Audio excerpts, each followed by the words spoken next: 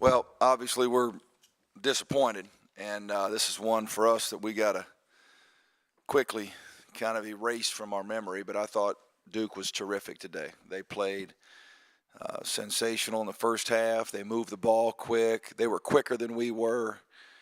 We had a hard time defending them, and it was just one of those days where they had everything going, and we struggled to get something going. So I was proud of the fact that our guys kept battling. They battled all the way to the end. Obviously, we were down in a giant hole, and but you got to give Duke credit. They're the story today, wasn't us. And we obviously didn't play very well, but they played terrific basketball in the first 20 minutes, just sensational. Questions? Please let us wait for the handheld mic. First question to our right. And Mark, Trevor said that what Duke was doing defensively, he just at times had no idea what they were doing, that he and Cat would give up the ball, and he was just kind of baffled. What was it that you guys had so much trouble recognizing with what they were doing? Well, I thought what happened was they played a matchup zone and really put a lot of attention on not letting those two guys have a lot of room to operate. And I think what happened to our team is we didn't move very well. We didn't move the ball well, and we didn't move our bodies well.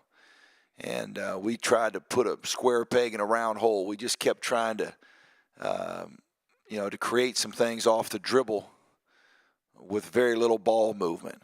And I thought that really hurt us. I thought in the second half we started moving the ball, and we got the ball from side to side, and all of a sudden things began to open up a little bit. But I thought early in the game we tried to do too much by ourselves. To our right again. Coach, you have an update on Cat? No, I really don't. I don't know that there's any determination yet on what his situation is, so I don't know. To our left. Just to follow up on that, Mark, is there any procedural stuff that you guys have already done or planned, whether it's concussion protocol or even just going to a hospital or a doctor? No, he's in the locker room with our doctors, and, again, I don't think anything's been determined yet. I don't know if it has. They haven't told me. So, our medical staff is with him. Obviously, the number one priority is to make sure he's okay. That's absolutely the first and most important thing right now with Cat. Vashti Hurt, Carolina Blitz. Coach K just said that he thought that your team might have been fatigued after playing a tough game last night. Do you think that played a factor this evening?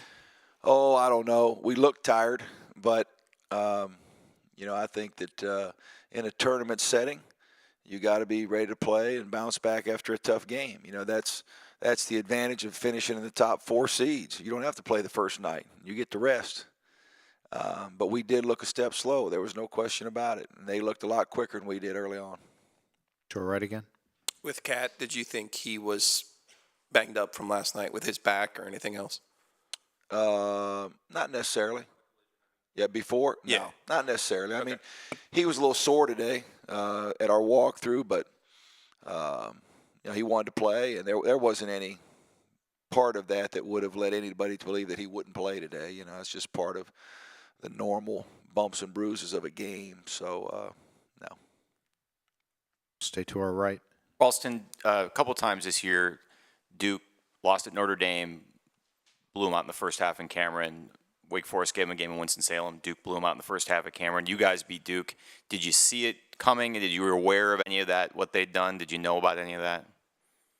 I think if you asked anybody on our team, they would tell you that we knew that they'd be ready for us. I mean, if they would have beat us, we'd have been ready for them. That's just how it goes. But, even though you have to give them credit because, they played great. They came out really good. They came out crisp. We couldn't get stops, so I think that was the game. Second row to our left. Rob McLean, Pack Pride. Mark, your assessment of NC State's tournament credentials?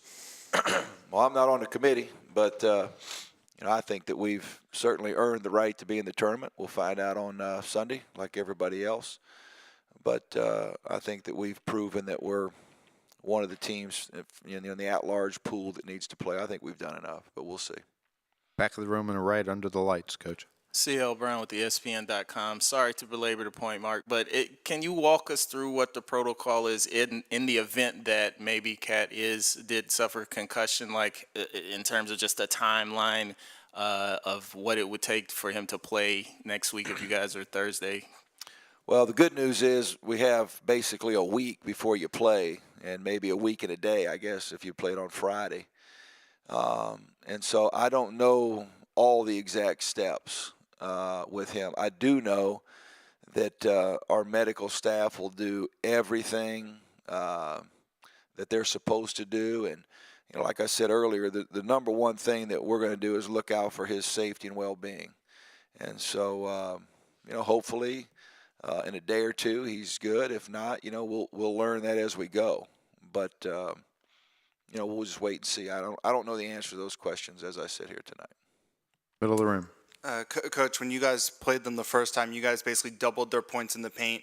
Tonight, kind of the reverse. You know, two-part question. First, what were some of your issues in terms of establishing your offense in the paint, and then what were some of your defensive issues that allowed them to be so successful in the paint?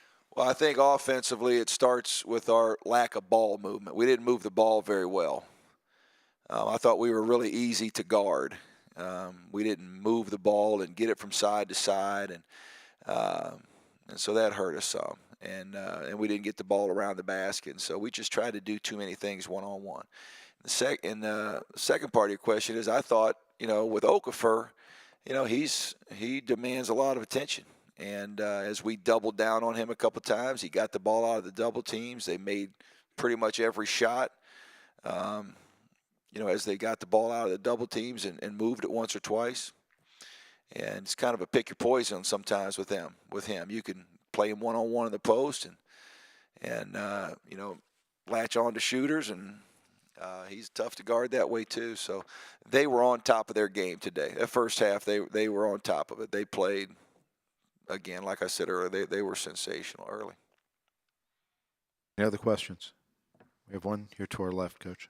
For Ralston, your season has had its ebbs and flows. Do you think you guys have what it takes to drop this and get geeked up for the NCAAs, assuming you make it? I think so. You know, we've been in this situation before this year, and I would like to say that we've learned our lesson and learned how to let things go. So I know I'm going to let it go, and I'm pretty sure everybody else is with me too. Anyone else? You know, one thing too, just to remind you on that, you know, I told our team this, hopefully we get in the tournament, so I'm not one to assume anything. But if I got this right, I think I am. I think UConn lost last year in their conference tournament by 40. 40. They came back and won 6 straight games. So, you know, we're going to let it go. Obviously, we're disappointed. But if, in fact, we're chosen to play in the greatest show on earth, we're going to be excited about playing. And we'll move on from here today. Okay. Thank you.